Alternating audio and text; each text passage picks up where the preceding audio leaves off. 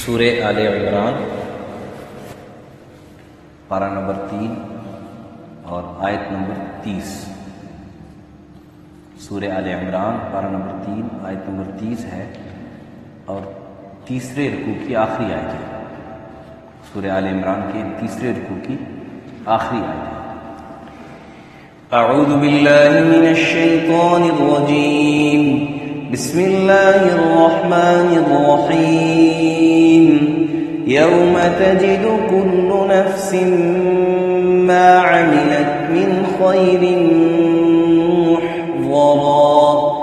وما عملت من سوء تود لو ان بینها وبینه امدا بعیدا ويحذركم الله نفسه والله رؤوف بالعباد قل إن كنتم تحبون الله فاتبعوني يحببكم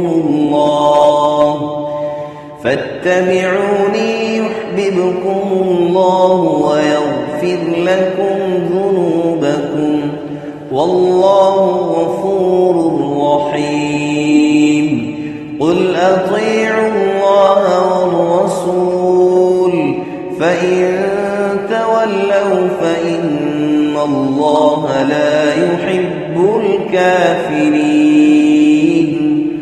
صدق الله العظيم۔ یوم تجد کل نفس،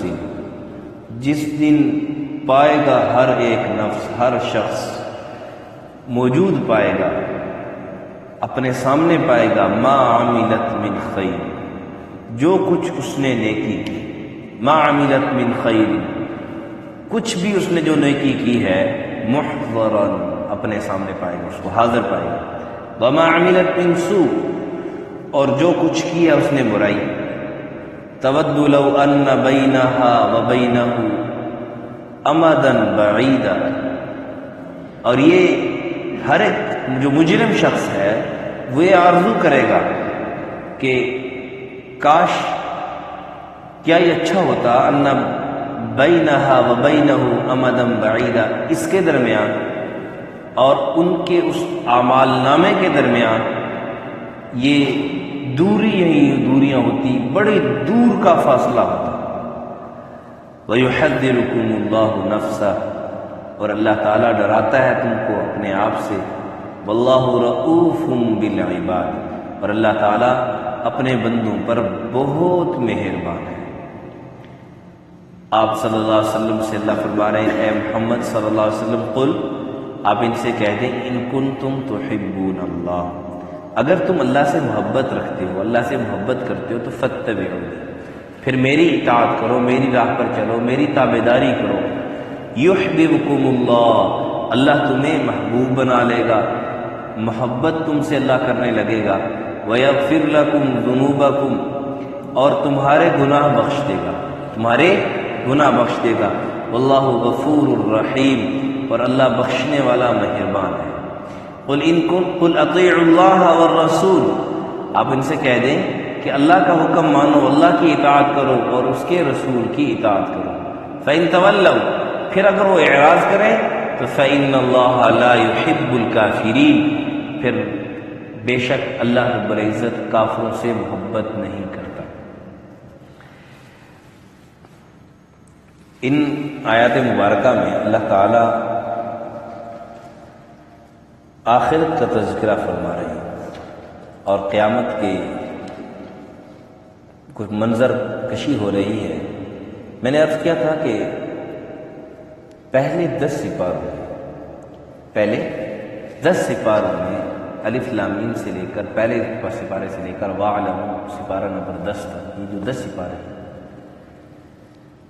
تو زیادہ تر ان 10 سپاروں کے اندر احکامات ہیں، زندگی کیسے گزارنی ہے، نماز کیسے پڑھنی ہے، روزہ کیسے رکھنا ہے، اس کے کیا مسائل ہیں، عدت کے کیا مسائل، طلاق کے کیا مسائل، میراث کے کیا مسائل ہیں، زیادہ تر مسائل۔ اور پھر اس کے ضمن میں واقعات بھی ہیں،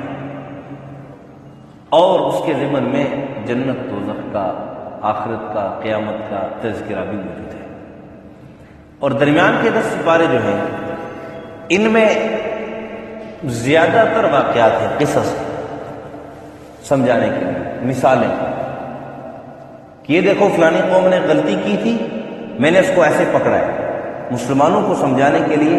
امت محمدیہ صلی اللہ علیہ وسلم کو سمجھانے کے لیے کہ دیکھو تم بھی ایسے کرو گے تو تمہیں بھی میں ایسے پکڑ سکتا ہوں، وہ سابقہ امت میں قصے واقع سمجھانے کے لیے۔ پھر مثالیں، آخری 10 سپارے جو ہیں ان میں زیادہ تر جنت، جہنم، قیامت اس کا تذکرہ ہے، پھر ضمن میں واقعات بھی ہیں، ضمن میں احکامات بھی چند بیان کیے گئے ہیں۔ تو یہ پہلے 10 سپارے اصل تو اس میں زیادہ تر احکامات ہیں، لیکن ضمن میں آخرت کا تذکرہ بھی ہے، سمجھانا ہے۔ اور یہ اس بات پر کہ آپ کو یاد ہو جو میں نے عرض کیا تھا کہ یہودی کہتے تھے کہ جی دیکھو جی ہم اگر ایمان لے آئیں تو پھر ہم کھائیں پئیں گے کہاں سے، کھائیں پئیں گے کہاں سے؟ یہ جو مسلمان ہیں ان کو ہم دیکھتے ہیں کہ پیٹوں پر پتھر باندھے ہوتے ہیں، کھانے کے لیے ان کو کچھ ملتا نہیں ہے، اور لمبے لمبے دعوے کر رہے ہیں کہ ہم روم اور فارس کو شکست دیں گے، پیٹ پر ان کے پتھر ہیں خود کھانے کے۔ اچھا وہ اعتراض کیا کرتے ہیں؟ کہتے تھے دیکھو ان کے جو رہبر رہنما ہیں جو اپنے آپ کو کہتے ہیں جی میں نبی ہوں اور مجھ پر اللہ کی کتاب نازل ہوتی ہے اور میں اللہ کا خاص نبی ہوں، آخری نبی ہوں، سب سے محبوب نبی ہوں، امام الانبیاء ہوں، اور اس کو کھانے کے لیے ان کو نعوذ باللہ ثم نعوذ باللہ کچھ ملتا نہیں ہے پیٹ پر، باقیوں نے تو ایک ایک باندھے ہوئے، انہوں نے 2 باندھے، اور باتیں کیا کر رہے ہیں؟ اس لیے وہ کہتے تھے کہ عقل مندی اسی میں ہے۔ یہ بات میں اس لیے کر رہا ہوں کہ آج کل ہمیں بھی لوگ بعض اوقات سمجھاتے ہیں کہ دیکھو یار تم اگر نماز پڑھنے لگ جاؤ گے، دین پر چلنے لگ جاؤ گے تو پھر کھاؤ پیو گے کہاں سے؟ دنیا بھی کرنی چاہیے۔ اچھا جو کہتے ہیں دنیا بھی کرنی چاہیے، تو اصل میں وہ بی کی جگہ ہی کہہ رہے ہوتے ہیں، زبان سے بھی کہہ رہے ہوتے ہیں کہ دنیا بھی کرنی چاہیے، لیکن اصل جو عملی طور پر وہ کیا کہہ رہے ہوتے ہیں؟ دنیا ہی کرنی چاہیے، دنیا ہی کر، اور اسی لیے دنیا ہی کے پیچھے لگے ہوتے ہیں۔ اور اگر ایک آدمی قول اور فعل، بات اور عمل دونوں میں دنیا بھی کر رہا ہے، اللہ کے حکم کو مد نظر رکھتے ہوئے آخرت کی تیاری بھی کر رہا ہے، اس کی بھی فکر اس کو موجود ہے، تو پھر اس کے اندر کوئی قباحت نہیں، بشرطے کہ اللہ کے حکم پورا کرے۔ لیکن یہ کیا کہتے تھے کہ دیکھو تم ان کی طرح اگر ہم ایمان لیں تو ہم کیا کریں گے؟ تو پھر اللہ نے تذکرہ شروع ہوا کہ اللہ نے کہا کہ تم کیسی باتیں کر رہے ہو، بادشاہت کا مالک میں ہوں، عزت ذلت کا مالک میں ہوں، رزق میرے پاس ہے، جس کو میں چاہتا ہوں بغیر حساب کے رزق دیتا ہوں، ان کو جو دیا ہے وہ میں نے دیا ہے، ان کو جو دیا وہ میں نے رزق دیا ہے، ان کا اپنا تھوڑا ہی ہے، یہ ان کی اس میں کوئی ان کی اپنا کمال تھوڑا ہی ہے۔ اس ضمن میں فرما رہے ہیں کہ دیکھو اللہ سے ڈرو، اللہ سے ڈرو، اور قیامت کے دن تم اپنے ہر ایک اس دن سے ڈرو، اور اس دن کے متعلق اللہ فرما رہے ہیں کہ وہ دن ہوگا، ایک دن آئے گا کہ جس دن ہر ایک انسان نے جو عمل کیا ہے، اور اعمال میں پہلے بتلا دیا ان تخفوا ما فی صدورکم او تبدوہ، ظاہری عمل بھی باطنی عمل بھی، جو ظاہر کیا وہ بھی اور جو سامنے سب کے سامنے کیا اعلان کیا وہ بھی، اور جو چھپ کے کیا کہ اس کے گمان کے مطابق کسی کو بھی نہیں پتا، اللہ فرماتے ہیں یعلمہ اللہ، اس سب کو اللہ دیکھ رہے ہیں، اس کو اللہ کے علم میں ہے، اس کے مطابق اللہ فرما رہے ہیں اس کے متعلق۔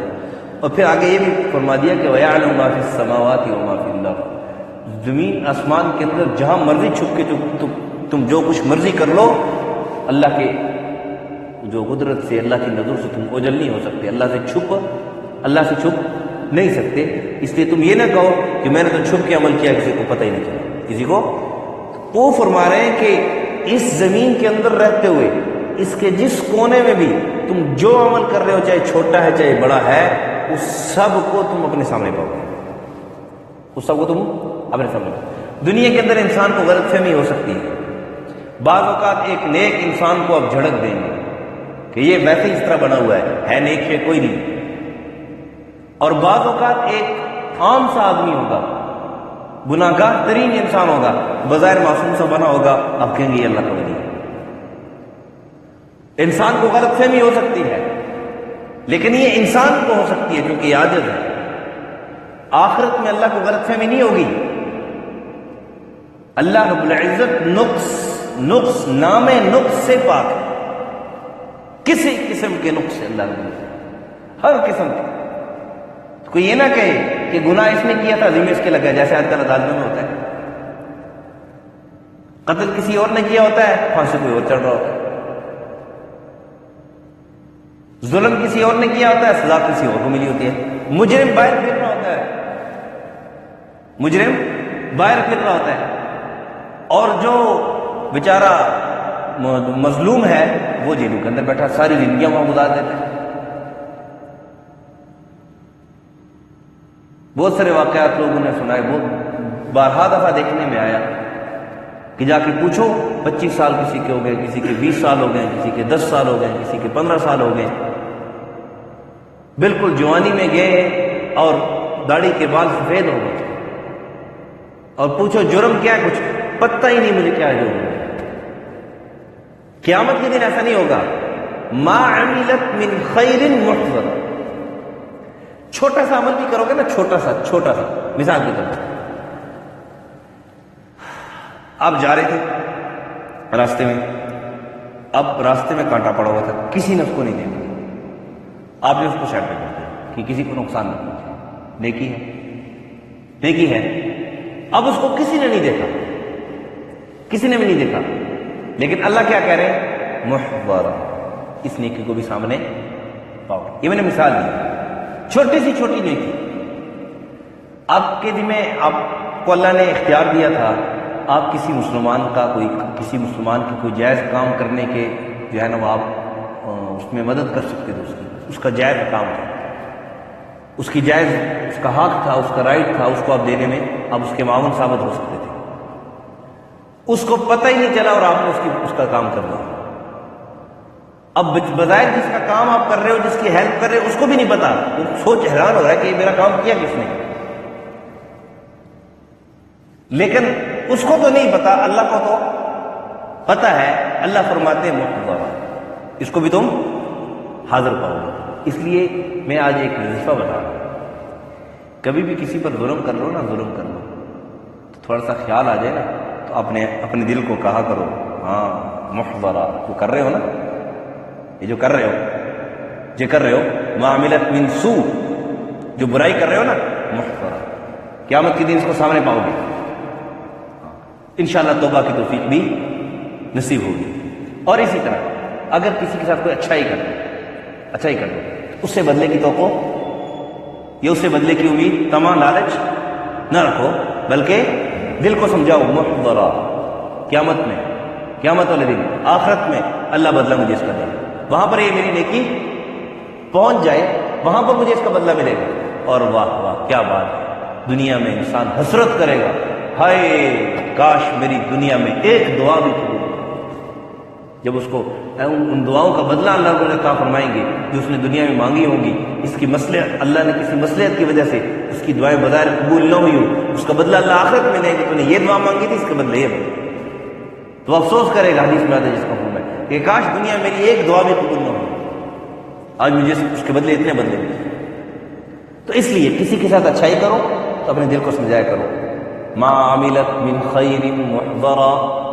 جو کچھ تم خیر کا عمل کر رہے ہو، اس کا بدلہ تمہیں آخرت میں ملے گا، وہاں پر حاضر ہوگی۔ اور پھر اللہ تعالیٰ نے کہا کہ جو برا ہے نا، برائی جو کرے، اس وقت انسان کہے گا، جیسے ہے نا کہ آدمی ایک جرم کر رہا ہے اپنے وہم کے مطابق، اس کو وہ کہتے ہیں جی مجھے کسی کو پتہ ہی نہیں، بڑے کو پتہ ہی نہیں، بڑے کو پتہ تو ہوتا ہے لیکن بڑا درگزر کر رہا ہوتا ہے، درگزر کرتا ہے۔ ایک دن جب پکڑتا ہے نا اس کو، تو اس کو کہتا ہے ہاں بھائی اتنے عرصے سے تو یہ جرم کر رہا ہے، اس وقت وہ کہتا ہے کاش یہ جو میرے خلاف مقدمہ ہے نا، میں اس کو جانتا ہی نہ ہوں، اس مقدمے کے سے تو میں بہت دور کوسوں دور ہوتا. یا یہ کہتا ہے کاش یہ دن ہی نہ آتا. تود لو ان بینہا وبینہ امدا بعیدا، کہتے کاش یہ دن ہی میں نہ دیکھنے، یہ دن مجھے دیکھنے کو نہیں ملتا. ایسے لوگ کہتے بھی جب کہیں پھنس جاتے ہیں آئے یہ دن بھی دیکھنے کو. مقصد ان کا کیا ہوتا ہے کہ کاش ہمیں یہ دن دیکھنے کو، یہ برا دن دیکھنے کو نہ ملتا. اس لیے اللہ فرما رہے ہیں کہ سنبھل جاؤ. اور پھر آگے اللہ نے کہہ بھی دیا وَيُحَذِّرُكُمُ اللَّهُ نَفْسًا، اللہ تمہیں ڈرا رہا ہے. کیوں؟ وَاللَّهُ رَءُوفٌ بِالْعِبَادِ، اپنے بندوں پر اللہ مہربان ہے، ان کو ڈرا رہا ہے کہ دیکھو نافرمانی کرو گے تو پھر میں اس نافرمانی کی تمہیں سزا دوں گا. وہ نافرمانی تمہارے سامنے حاضر ہوگی، اس کی تمہیں سزا دوں گا. اور وَهُمْ لَا يُظْلَمُونَ، وَهُمْ لَا يُظْلَمُونَ پیچھے گزرے کہ ظلم نہیں کیا جائے گا ان پر. یہ ظلم نہیں ہوگا ان پر، بلکہ انہوں نے کیا ہوگا جو اعمال کیے ہوں گے ان کا اس کو سزا اس کو ملے گی. اس لیے اللہ فرمانے میں یحذرکم اللہ نفسا، اللہ تمہیں اپنے آپ سے ڈرا رہے ہیں کہ میری نافرمانی سے بچو، میری نافرمانی سے، بدعمالیوں سے بچو. واللہ رؤوف بالعباد، اللہ رب العزت، میں نے جیسے کل عرض کیا تھا نا، جیسے ڈاکٹر ہے، ڈاکٹر کسی کو منع کرتا ہے کہ بھائی چینی نہیں کھانی، آپ کو شوگر ہے، چینی نہیں کھانی آپ کو شوگر ہے، اب نے فلانا کام نہیں کرنا آپ کو شوگر ہے، اب نے فلانا کام نہیں کرنا آپ کو شوگر ہے. اور بعض اوقات ٹیکا بھی لگا دیتا ہے جس کا درد بھی ہوتا ہے، جس کا تو ڈاکٹر کے دل کے اندر نفرت ہوتی ہے یار، خیر بہتری کے لیے کہہ رہا ہوتا ہے، بہتری کے لیے ٹیکا لگا رہا ہے کہ اس کو آرام آ جائے، منع کر رہا ہے اس چیز میں، یہ نہیں کرنا، یہ نہیں کرنا، یہ نہیں کرنا، اس میں تیرا نقصان ہے، اس میں تیرا کیا ہے نقصان ہے. اللہ بھی سمجھا رہے ہیں یہ نہیں کرنا، یہ نہیں کرنا، یہ نہیں کرنا، یہ نہیں کرنا. اور جب کبھی انسان کر رہا ہوتا ہے اس کا زیادہ نقصان ہوتا ہے تو ذرا سا اس کو جھٹکا بھی لگ دیتا ہے، جو سمجھ لو کہ ٹیکا لگ گیا اس کو، تو ویسے سمجھ جاتا ہے. اور پھر وہ جھٹکا لگنا، اس پر آزمائش جو آتی ہے، امتحان آتا ہے، اس امتحان میں پھر اللہ کو مزید یاد کرتا ہے، جس سے کیا ہوتا ہے وہ جو چیز اس کو زیادہ بعد میں حاصل ہونی تھی، اس نے زیادہ عبادت کر لی، زیادہ اللہ کو یاد کر لیا، اس کو جلدی حاصل ہو، اللہ کا قرب اتنا اس کو جلدی حاصل ہو جاتا ہے. اس لیے اللہ فرماتے ہیں اللہ رؤوف بالعباد. پھر آگے کہہ رہے ہیں کہ یہ کافر لوگ کہتے ہیں کہ ہم نحن ابناء اللہ واحبہ، ہم اللہ کے بیٹے ہیں، ہم اللہ کے بیٹے ہیں اور ہم ہی اللہ کے محبوب ہیں. اللہ نے فرما دیا میرے حبیب ان کو بتلا دو کہ اگر تم یہ دعویٰ جو کر رہے ہو نا، دعویٰ، اس دعوے پر پورا اترنا چاہتے ہو کہ ہم اللہ کے محبوب ہیں، تو اللہ کے محبوب بننا چاہتے ہو، تو اس کے لیے پھر نسخہ میں تمہیں بتلا رہا ہوں، اس کے لیے نسخہ بتلا رہا ہوں کہ ان کنتم تحبون اللہ فاتبعون. اگر تم اللہ کے محبوب بننا چاہتے ہو تو اللہ نے اپنی محبوبیت وہ میری اتباع کے ساتھ جوڑ دی ہے کہ جو میرا جتنا اتباع میری اتباع کرے گا، میری اتباع میں جو جتنا آگے ہوگا وہ اتنا میرا زیادہ محبوب ہوگا، اتنا میرا رضا. اور تو اس لیے اللہ نے فرما دیا. اچھا یہاں پہ مزے کی بات یہ ہے کہ اللہ نے کہہ دیا کہ اے میرے حبیب صلی اللہ علیہ وسلم ان سے کہہ دو اگر تم اللہ کے محبوب بننا چاہتے ہو تو میری اتباع کرو. ٹھیک ہے، تو پھر آگے یوں کہا جاتا کہ اگر تم اللہ کے محبوب بننا چاہتے ہو میری اتباع کرو اور اللہ تم اللہ کے محبوب بن جاؤ گے، تم اللہ کے محبوب بن جاؤ گے. کیونکہ پہلے جو جملہ ہے اس کے مطابق جملہ تو یہ بنتا ہے عام طور پر کہ تم اگر اللہ کے محبوب بننا چاہتے ہو میری اتباع کرو، اللہ کے محبوب بن جاؤ. لیکن یہاں پر اللہ کی محبت کو دیکھو، اللہ کی انسانوں پر شفقت کو دیکھو کہ اللہ کہہ رہے ہیں کہ میرے حبیب کی اتباع کرو گے تو پھر یہ نہیں کہ تم میرے محبوب بن جاؤ گے، اللہ فرماتے ہیں میں تمہیں اپنا محبوب بناؤں. اللہ کیا فرماتے ہیں، یہ اللہ کی شفقت دیکھو انسانوں پر. اس کے باوجود اللہ کے باغی بن جاتے ہیں، اس کے باوجود انسان اللہ کی نافرمانی میں زندگی گزارتا ہے اور اس میں اپنی کامیابی سمجھتا ہے. اللہ فرما رہے ہیں تم میرے حبیب صلی اللہ علیہ وسلم کی اتباع کرو، میں تمہیں اپنا محبوب بنا دوں گا. میں تمہیں ایک تو یہ ہے کہ انسان یہ خواہش کرے کہ فلانا آدمی میرا محبوب بن جائے. فلانا آدمی، مثال کے طور پر کسی کی یہ خواہش ہو کہ ملک کے جو وزیر اعظم صاحب ہیں وہ میرے محبوب بن جائیں، اور ادھر سے وزیر اعظم صاحب اعلان کریں یار میں چاہتا ہوں یہ فلانا بندہ میرے ساتھ دوستی کر لے، میں اس بندے کو اپنا محبوب بنانا چاہتا ہوں. تو جب اس کو یہ خبر ملے کہ میری جو خواہش ہے وہی خواہش اس بڑے کی ہے اور وہ اس بات کا اظہار کر رہا ہے، صرف کیا کہہ رہا ہے کہ یہ چھوٹا سا کام کرو، اگر یہ چھوٹا سا کام کر لے تو پھر میں چاہتا ہوں اس کو اپنا محبوب بناؤں. اس بندے کو کتنی خوشی ہوگی اس بات پر. تو مسلمان اللہ کے جو محبوب بننا چاہتے ہیں اللہ کے محبوب بندے بننا چاہتے ہیں تو اللہ فرما رہے ہیں کہ بس صرف اتنا کام ہے کہ اپنی زندگی پیارے حبیب صلی اللہ علیہ وسلم کے طریقے کے مطابق گزارے، بس آسان سا نسخہ۔ پھر کیا ہوگا؟ اللہ فرماتے ہیں میں تمہیں اپنا محبوب بنا لوں گا، تمہاری جو طلب ہے وہ پھر میں پوری کروں گا، میں تمہیں اپنا محبوب بنا لوں گا۔ اور پھر اللہ نے کہا پھر محبوب بنا کے کیا کروں؟ دیکھو نا، بیٹا جب جرم کرتا ہے، بیٹا جب جرم کرتا ہے، غلطی کرتا ہے، باپ اس کو ڈانٹتا ہے، یہ سمجھاتا ہے کہ بیٹا یہ کام ایسا نہیں کرو، یہ کام ایسا نہیں کرو، تو جب